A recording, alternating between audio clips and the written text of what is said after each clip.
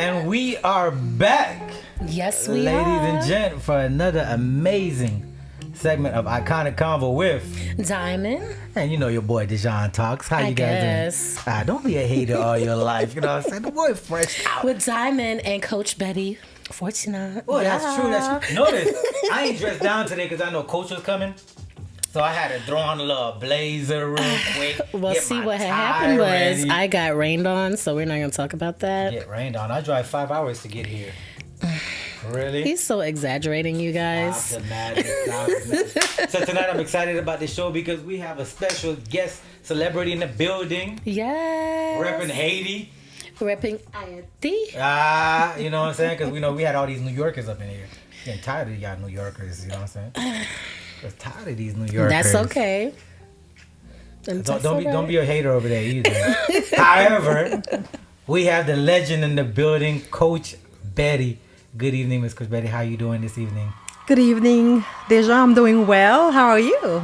I'm doing phenomenal. First of all, I want to say thank you for joining us in this amazing weather that we're having outside in ATL. I know, with the this beautiful sunny thunderstorms, sunshine. right? The beautiful rain, the amazing traffic we're having. I'm glad that you made it safely. So how you doing? Tell us a little bit about yourself. So, Coach. Yes. For a lot of people that may not never heard of you, I know maybe in your community, a lot of people know about you. You know, I had a lot of people say, "Oh, you don't know about Coach Betty?" I'm like, "Who the heck is a Coach Betty?" You know what I'm saying? Like, if it's not one, it's Sarah. Then it's Beatrice. Then it's Leah. I'm like, yo, who is, and it's Michelle. I'm like, who is this Coach Betty? You guys, what? She put us on. We got our books. We got our this. I'm like, can you see he's hating? He's Yeah, just, I'm like, I can see. Exactly, he's hating. He's jealous. I'm like, who is this woman, right? And then I got to meet the coach. Well, I went she's to a her legend in her own right. Yeah, I went to her did book you do signing. Your research? I did. After the third book. I did my research. After the third book, I went to the book signing. I got my book. I don't know if I paid for it though. Did I pay for my book? Oh yeah, I did pay for my book. I did pay for my book. I did not steal. I did pay for my book. I got to meet the legend, you know, in person. I even took a picture with the legend. See, I need to get some insight because I'm telling you, business coach extraordinaire. Y'all wait and see. Yeah, so I'm definitely looking for it. So listen, for everybody that may not know you outside of your own current community, I'm expanding you to my community, 2.5 million listeners right now. So I hope you're ready. I am ready to go. Yes, Okay, let's go. Let's do this. I like it. Yes. So do a quick little introduction. Who are you? Where are you from? And who is Coach Betty? Yes. Well, that's a long story. We're ready. Do we have all night, by the way? No, I don't have. I have till 9 I o'clock. don't have all night, but I have we have till enough 9. time. However, we're gonna do the compact version tonight of Okay. Coach Betty. I can make a long story short. Awesome. I can start by saying that my name is Coach Betty Fortunat. I was born and raised in Haiti. Okay. I lived in Haiti for my entire lifetime, I can say. In Haiti, I worked as a professional. I went to school. I had my degree in communication. So I worked for 2 or 3 radio stations in Haiti. So that was my passion as a journalist. And besides that, I worked for a bank. That was my full-time job. I did radio part-time, but I did banking for my full-time job. So I worked for BNC in Haiti for 7 years. I was their branch manager before I left the country. Then I came to the U.S. in 2007.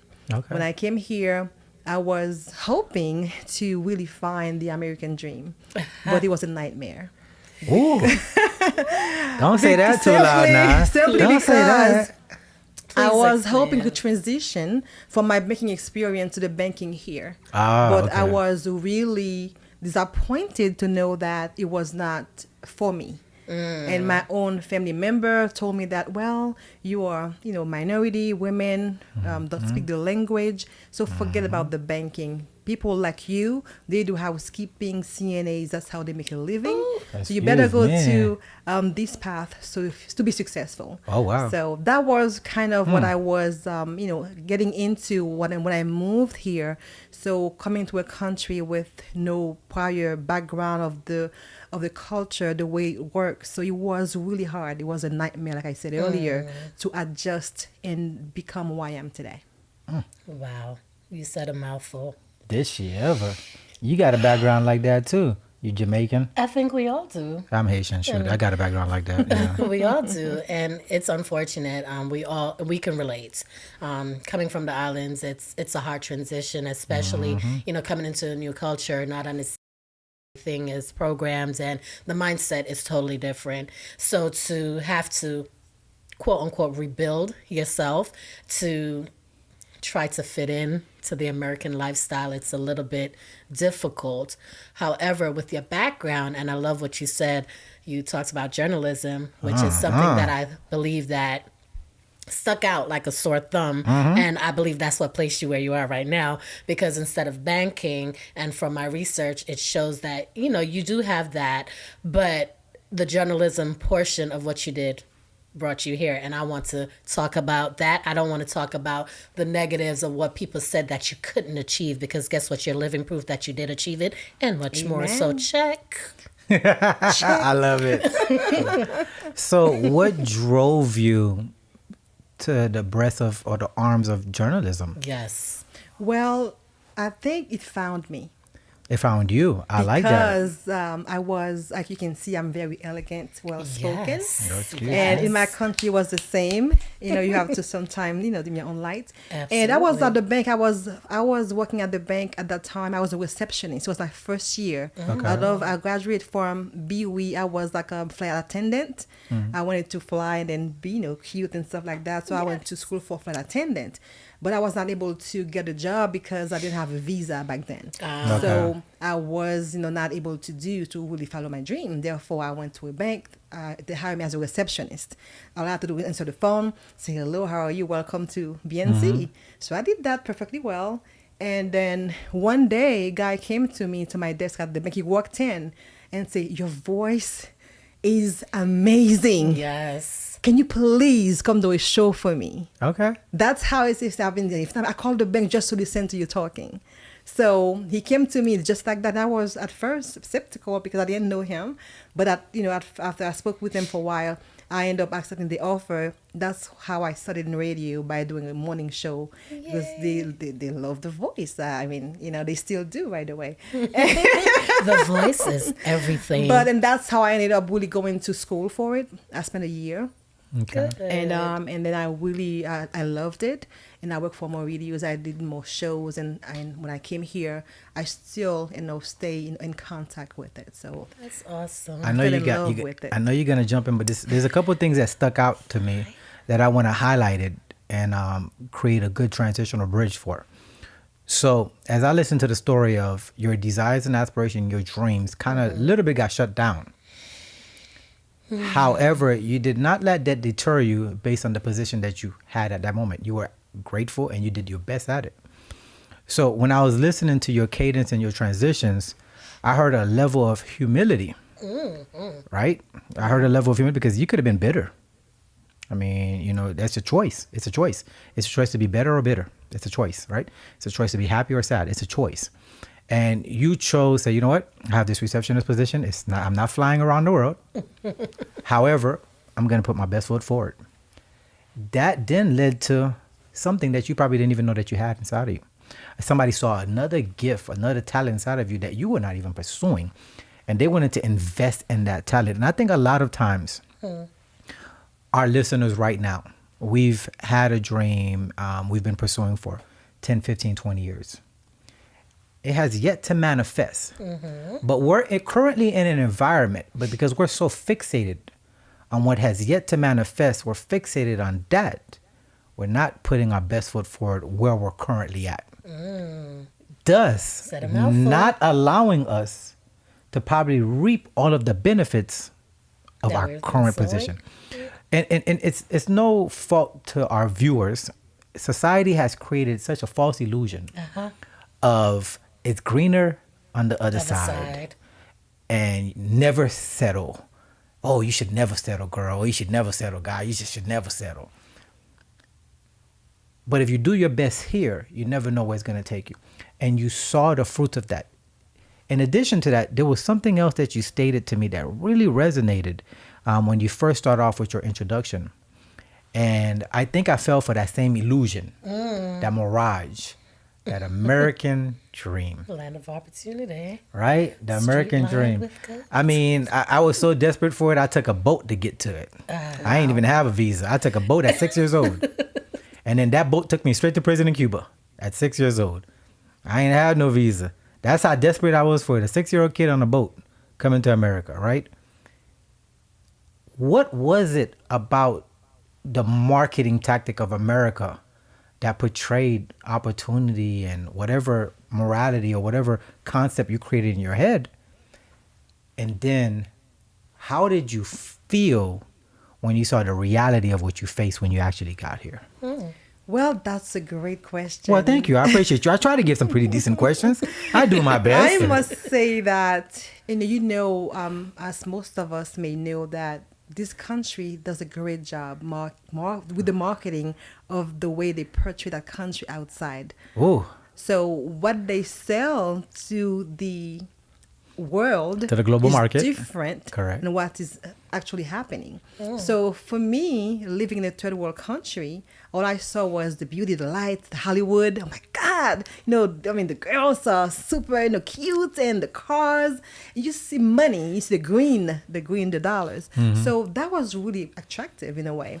And I felt like if I was, over there, I will make more money. I will be able to take care of my family. I will be rich. I will, you can take all this greatness that can happen to you if you only make the switch to the other side. Right. So that's what I saw when I was on the other side. And when I came here, and then because I was preparing myself to get here too, because my dad was already here. So I went to school. There was a school in Haiti. They teach you how to speak English. So I went there. I spent 2 or 3 years learning the language. So when I get here, I think I will be ready. Right. Because I know I learned the language and I was doing great. My practice skill was awesome. When you are speaking over there, I said, well, I'm good. Even in school, my grades were like A's for English. So I said, I was pretty ready to come and chase my dream. Right. When I came and you say, good morning, they say, what? What? So it was like, you thought you knew the language, but you didn't know anything. You can hear the hearing part was the hardest for me because you can hear the new, sound, the accent of the true American. So that was hard to adjust for me. And also when I was trying to get into my field, which was banking, it was a lot of roadblocks because I was told that for me, my background, who I was, it was the best fit for me. Is housekeeping and CNAs or nurses. That's where I belong. So for a minute, I believed it, and then I went for nursing school for real. So I spent a year in nursing school, and I said, well, I realized I woke up. I said, I can't do this. It's not me. I can see or understand there is success, there is many, but it's not for me. So no offense to the nurses out there, but it wasn't for me. So I really switched from the nursing. After my first year, I switched back to business. So it was the way for me to really find who I was, my passion. And I think if you do what you love, the money will follow. So it's not about where the money is. It's really follow what you really love doing, what you can relate to, and how you can help others. Once you do that, then everything else will fall in place. And that's what I realized early on and put me back to business school. And I went back and I earned my associate degree. I was Tech University. And after that, I went back, get my bachelor at Shorter University in Rome, Georgia. And after that, I went back to Ohio University, get my master's in business. And I am now currently at Liberty getting my PhD. So, it was like, step-by-step process. But again, it's about follow your passion and follow your heart wherever you think you belong. As far as anything you do in life, too, it's good to follow your heart and do what you think you can do best. And it's okay to try other things, but your heart is really what should be primarily your focus. And I think that's really what brought me where I am today. And because of that determination, that drive, that passion, I was approached again. I was in grad school. I was wrapping up my master's, and I was approached by the dean of my school asking me to teach. I'm like, to do what?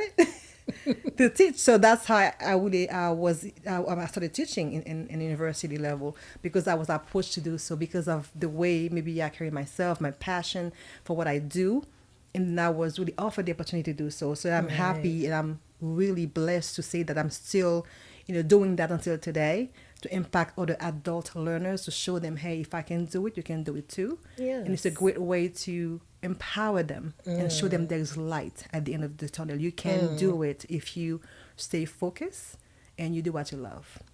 Beautiful.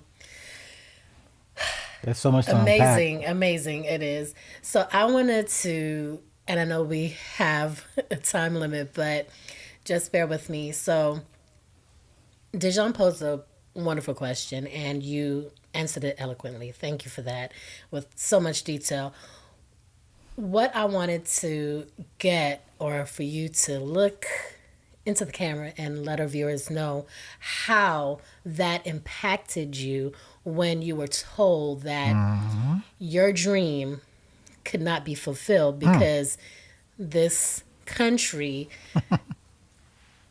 you as a minority woman and someone from a third world country, you are only good enough to be a CNA or a nurse or whatever. How did that impact your mindset? Well, it was devastating for me because, I was excited and I thought, well, I will be able to work at the bank here. I can be a bank manager one day, or I can be a bank teller. But to come and realize that it was impossible was like, it's like, you telling me like there is no Santa Claus, you know what I mean, as a kid. Or it was like I you like really that. because like that's that. your only hope, you to get the gifts you are hoping, Right. or you work hard all year to get. So I worked so hard, and I was hoping to come to this country. That was my dream, to come here and do better, and then to do to the next step, to the next level, and then to get here finally, and to realize you can't do what you wanted to do was really devastating. For me, it was really, I was crushed. I was not able to I was disappointed. I would say, what kind of country is this? Like, they really block me for not even trying to do so. Right. But my dad said, yeah, you can try if you want to. You're wasting your time. I'm telling you, you have a son, and he was 5 years old at the Wow. time, and you want to pay your bills. You better find Right. something that can pay the bills for you. Be realistic. We're so used to that. So- Find something Welcome that to can- America, right, find the something land that of can the pay bills. Yes. Right. And Yeah, that welcome to America, the land of the bills. That's correct. So with that, and I just wanted to bring it back a little bit, because we have a lot of viewers out here, and there are people right now that are in the position that you were in when they first came here. Because, with everything going on in the world, we have a lot of minorities coming over. What would you say to them about not giving up because you're a success? Well, I will say to them, because you change country, you don't change your vision. Because you move from wherever you are from, Haiti, Jamaica, Nigeria, wherever in the world you may be from, because you moved from there to the US, does it mean that you change your identity? Your dreams, your vision, your skills are still alive. They're inside of you. You carry them with you. So you are the same person. I've met a lot of people who were lawyers in their countries, who were doctors in their countries. When they came here, and I'm helping them at the bank, and they tell me, I'm gonna work at the warehouse. I'm like, okay, well, do you have plans to go back to school to get your credentials to get Right. back to where you were? Oh no, my accent. My so and so, my wife, my friends told me I can't do this here, and maybe I will just do a warehouse job or get my nursing license and keep it moving. So my advice to these people is to never forget your core. Wherever you are in your country, you still can be the same thing here. This land offers the same opportunity. You just need to believe that you can achieve it. You go for it, you stay focused, and you will make it. What you say? I mean, it's phenomenal advice for a strong-willed person. And you were coming with the rebuttal. Yeah, I'm going to challenge that statement. I think it's a great advice. Don't get me wrong. I think it's a phenomenal advice for a strong-willed person. Right? And we've noticed we have two different type of mindsets that exist. Those that want to, and those that do. Those that complain, and those that take action. Right? There's only two. There's only two roads to travel in this life, right? When I was listening to your transition, not only did you have American society saying, you are incapable and you're less than. In addition to that, you had family, father, I knew you were going to go overseer. Damn right, I'm going to beat him across the head. It's my job. It's my job to be a great listener. Right? Then you have father, not become the... See, it's one thing to have external... Those bills got to be paid. Right? It's one thing to have external things try to impact you. It's another thing to have those things that are internal, that's close to your heart, impact you. Yes. That's a whole different level. Different way. You face them from both angles, right? So the new society told you, you ain't nothing.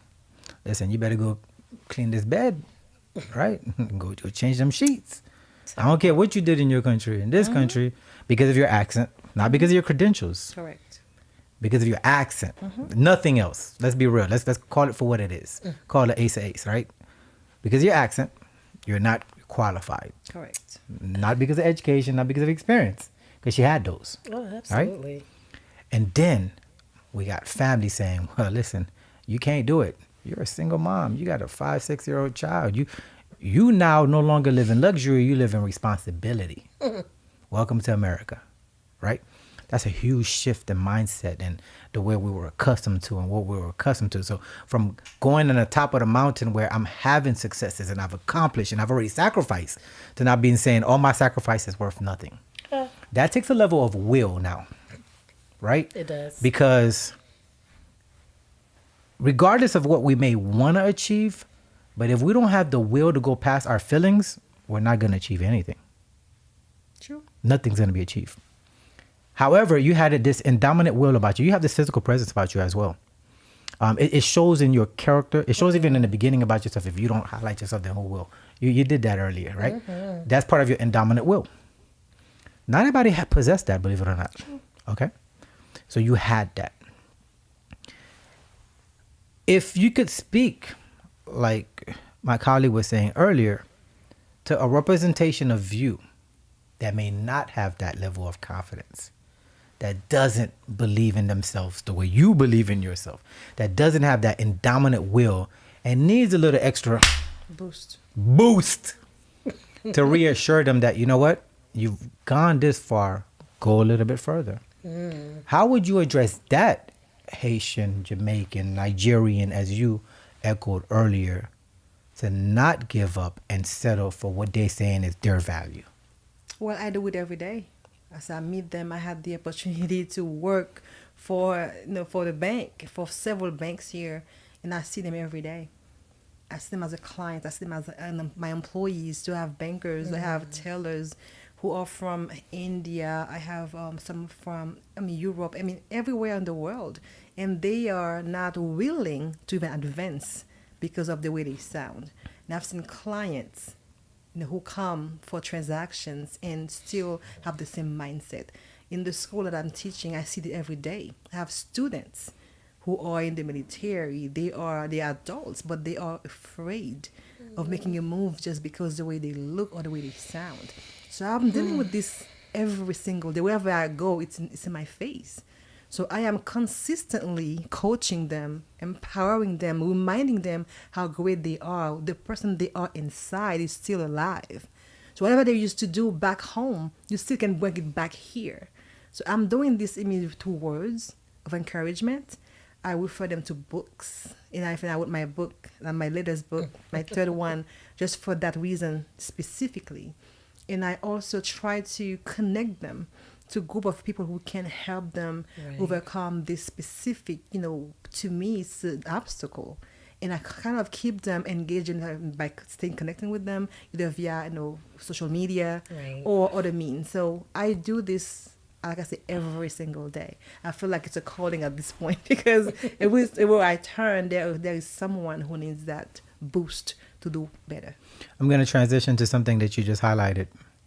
And in that transition, I'm going to create imagery that you just created, but I'm going to just expound on it for you. Okay. When you were saying how you assist in the process, all I could think about is somebody on an island. Because at times when we're depressed, when we're overwhelmed, when we're emotionally distraught, we're on an island in our minds.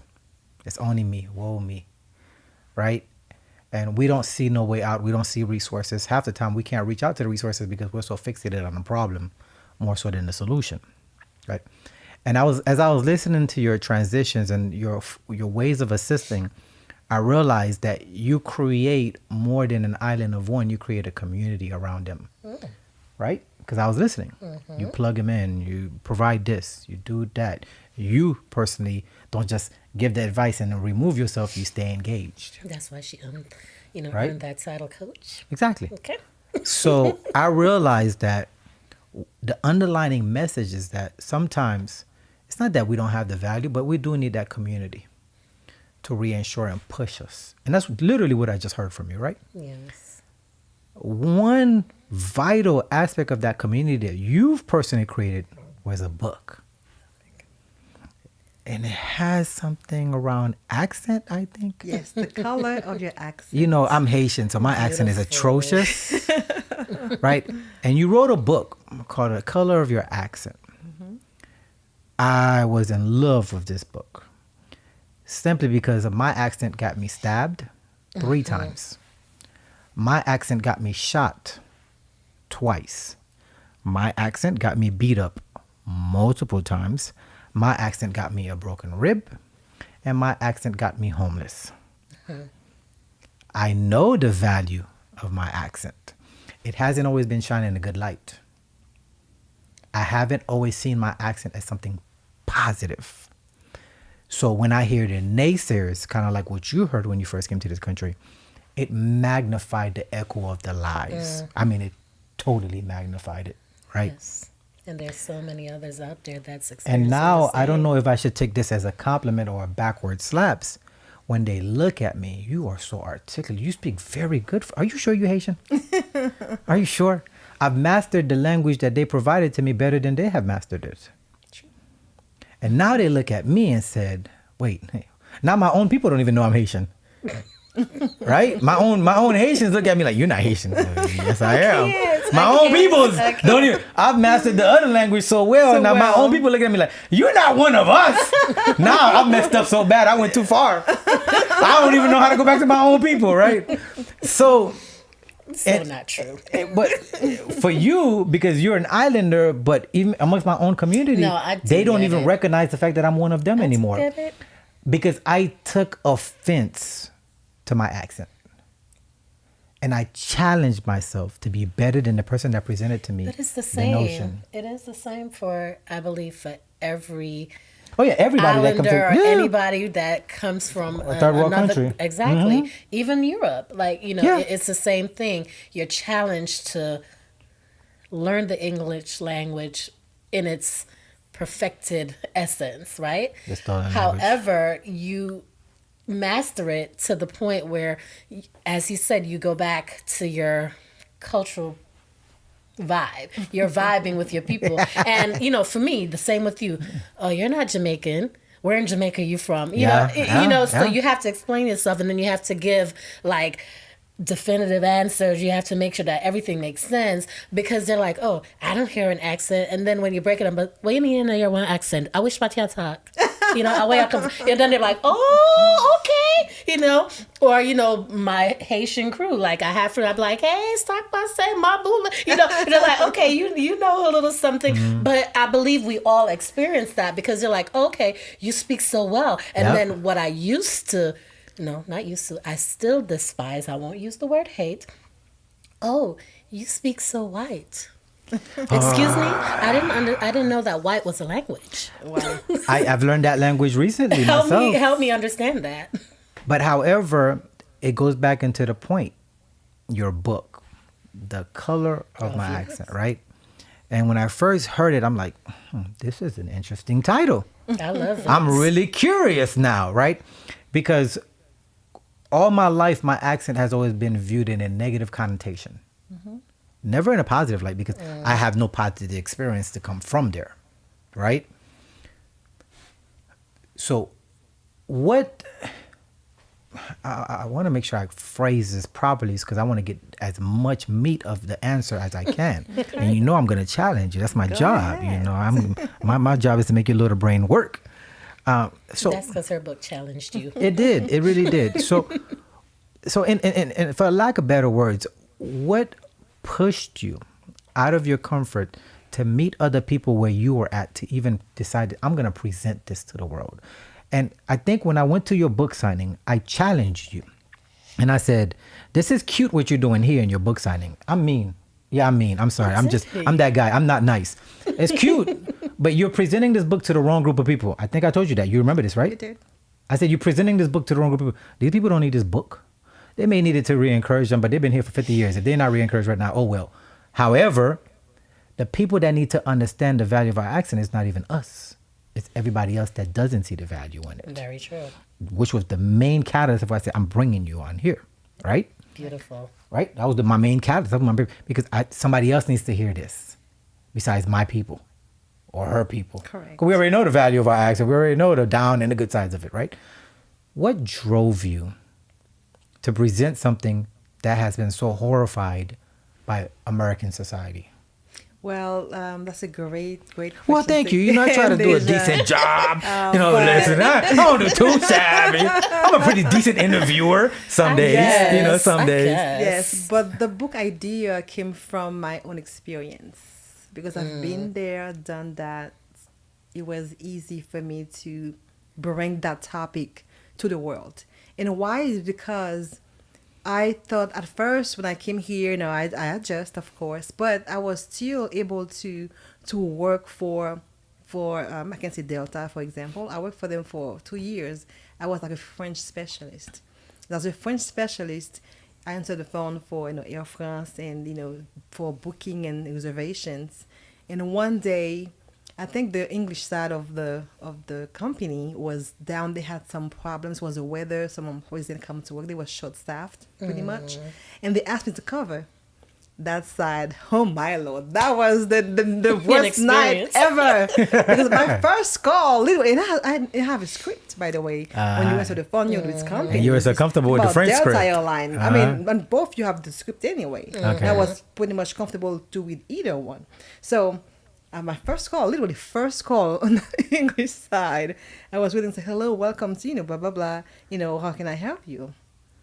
The guy shut me down literally and said, I want to speak to someone in the U.S., please. Ooh. Oh, wow.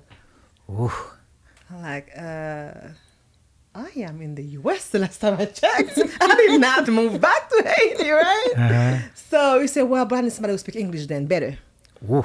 So, and that was one experience, really live, in the Bay. But after that, I had several other experiences, and I felt like at time I feel like a scammer. Because you can either try to Interesting. contact clients, genuinely, but they feel like on the other side, the reception is like you are either from elsewhere, you're a scammer, trying to get them. I know if in my jobs, we have to make a lot of calls to really, prospect clients, to really sell them something or to remind them of their appointments. Every time, when I used to make this call as a banker, I was in the banker role back then. If I had to call a client to remind them about something, say, oh, I'm getting scammed. I'm going to call my bank. Who are you calling me? Sometimes people are calling you. They're not really the bank. They're trying to get your information. Especially in this day They're and trying age. to. Yeah. So, I can see that. I really can see so that. I feel like the accent can That's really Wow. make you sound or look Yeah. like a scammer. And you I might never thought scare of it that away way. people. I did. Yeah. That puts So- a really, oof. That puts an It's- interesting twist on It things. does. Exactly. So, my I mean, like I said, I've lived it and I experienced it. So I know how it feels to be considered as a scammer. And I've seen a lot of people too. I had to encourage employees of mine to really get their heads up because I have an employee who I think she's from India. And she refused to make calls. And she I can understand she why. has to make 40 calls per week. And she refused to make the calls. By the time I'm calling someone, they hang up on me. They think I'm a scammer. I say, I can relate. But I guess this is what you need to do to get out of this position. So that's really, all these experiences really add up to make me realize, okay, I know I'm not alone. There's a lot of people out there who feel that way. And I decided to put together my stories and other people's stories and advice, things that helped me you would embrace my accent and succeed with it. So that's where the idea of this book came from, to help others who are battling that skimmer identity in a way to make them feel like they can embrace that accent and really succeed with it if you know how to see the positive light of your accent. She brought a different twist Yes, on she it that did. I didn't even experience. So growing up. viewers, you listen, you heard. So when you get those phone calls from Xfinity, okay, or when you call Xfinity, T-Mobile, and AT&T. T-Mobile, AT&T, all of the Yeah. above, and you hear someone on the other line, don't say, "I need to speak to someone that speaks better English." That is so not cool. Because see, we have someone that say they're right here in the U.S., and I've been guilty, and that's sad. I'm very guilty I feel towards horrible. the Indian person. Exactly. Now I feel bad about your No, banker. that's so You done horrible. crucified me. Yes, I'm like, what did you say? But that makes sense. I don't understand. I know. And I Well, love let the me call you fact- back. Let me call you back because they might think that from the The bank because pot coloring the Yes. kettle black. But I love the fact that you made this so relatable. Thank you. Oh my God. I know, right? Now, but that's not the only book you wrote. You know, you've been a busy little person. A busy. So Busy what? bee. I know, right? What other books have you written? How many books do you have right now? 50, 60? I lost track. I have 4 books total. That's too much, man. She I done have doubled. 4. She done doubled my numbers. That's too But much. I have 3 that is published to the world, I can say. But the 4th one is for my business school. I use it for my students. It's a step-by-step book that really walk them through the steps to build their business credit. So I use that. I don't publish it to the world. It's only for my clients and students. They have a Awesome. copy of that book. So it's called Fortune Up. So, but it's not out there. If you go, you will not be able to order it. So let's stop right there. I But- like that. Coach Betty. We heard the background, how you got here. What does Coach Betty do? You know, coach is such a broad term. Because as you speak, you highlight and bring out a little bit more of the different things. The her banking, the students. educator, the financial analyst. I heard a little small component of that. The author, right? Who is and what does Coach Betty do? What do she bring to the community? Well, I bring a lot of hope to my community. When I meet someone, I bring the best out of you. I push you to the edge until you give the results that you Just don't push me over, though. I might fall. I love it. I might fall fall. into success. I'll fall forward. I'm falling forward, not backward. Okay, I'm falling forward. Hey. that way. Okay, Yes, okay. but definitely. So I'm a coach because I help people establish businesses. I help business Okay. owners who are established already build their business credit, understand the structure, the concept of bringing funding into their businesses. Funding. And I also help several people publish their books. I have 5 ladies. Actually, I'm sorry, Dejan, it's all ladies so far, but I Sexist. I don't coach 5 appreciate ladies. this So I message. have 5 books out there that I helped people publish their story. So I'm a big believer on, helping others put their stories out. I believe everyone has a story to tell to the world. Do you to help leave as a men? legacy. I do. I have one, Can one men help client. get some books?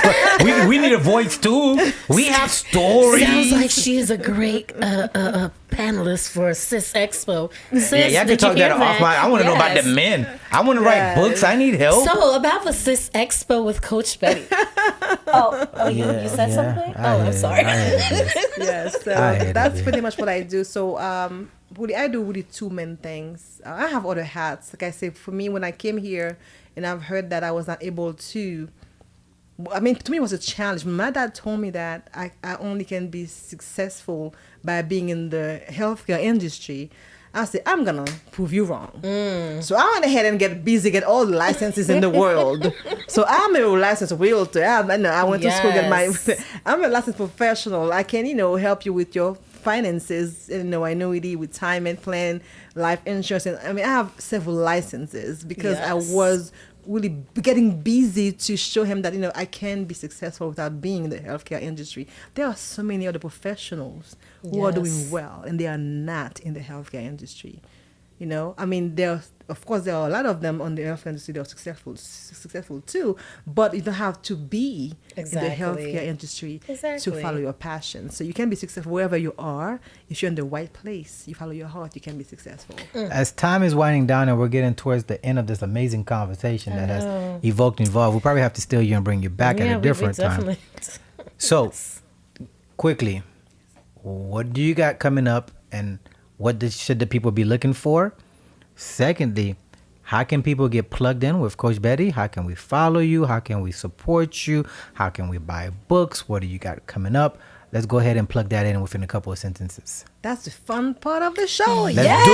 Let's do it. Let's go. So for me, I have something hot coming up. It's the Business Pillow Talk. That's the second edition of the Business Pillow Talk. And this year, the theme is have fun funding your business. I mean, so welcome. For a lot of people, let me hear this answer. Hold on, get my tie ready. I hear all this women junk.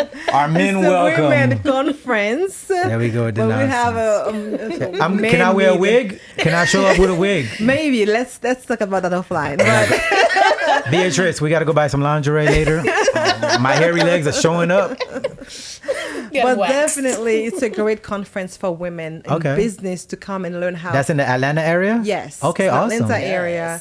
And it Ladies, will be pay attention. December 9th, 2023 at 7 p.m. sharp. Yes. And we'll have 3 speakers. We're going to show you different ways to bring funding to your business. Money! Yes, without pulling your hair. Because sometimes people think that funding means you have to really, sell your legs or your hair. You have to be, bald. No, funding can be fun. So I'll show you how. We have 3 main ways we're going to share with you on December 9th. Don't miss it. RSVP. You can follow me on Facebook, Instagram. It's Coach Betty. It's Betty Fortunat on Facebook. It's the same on Instagram. Follow me there. And you can contact me via email, coachbetty@fortunelearningcenter.com or coachbetty@fortunatelyfarm.com. So definitely follow me to learn more, and I will see you all on December 9th at 7 p.m. to have fun with your funding White people time. Yes. White people time. Not p.m. Don't show up there at 8:30, 8:45, 8:50. Because So you have to be there 6 p.m. You don't miss on the money. How do we get your books? Yes. My books are on Amazon.com, BarnesandNobles.com, and on, you can contact me also, DM me. I can mail you a copy, but you can find them online as well. Awesome. And how much are the tickets to the December 9th? Well, the December 9th event is something special. But for the people who are listening now, they can have a special discount, early bird price, $65. So, And when can we buy tickets? Eventbrite, it's online. When? When is So, it? I mean, it's midnight to the... Midnight. You know why it's at midnight? Why? Because Why, somebody's Deja? birthday. It's tomorrow. Oh, She think I would have forgot. Somebody's birthday. Thank She's turning you. 25 tomorrow. Yes. She's How you doing at my age? Well, I'm a fan. I got to follow. She's a I'm a fan. Leo. Okay. Yeah, I don't like Leo, Leos. Even though I got a big lion tattooed on my chest, I Leos- don't like Leos Leos. love you, though. I don't know if they love me, but there's a big lion tattooed on my chest, though. Leo, so yay. But happy early birthday! Thank you. Turn up. Thank you. So for the birthday gift, make sure y'all go to her page, click that link, and let's get these tickets, ladies. Only Y'all know y'all trying to get this 65, early paper. bird So if you're trying to get this paper to launch this business, Yes. holla at Coach Betty. This is the event you must be at December 9th. So listen, this was another amazing segment of Iconic Konvo with Diamond. and Dejan Talks. Coach Betty, thank you. Thank Yes. You're welcome. Dope. Yes, it was amazing. Coach Betty in the building. Yes. You welcome. Yes, she Beatrice put in the the fun building. and everything. Yes, I love it. I got you. You ain't gotta move it. Here, hold this. Don't move.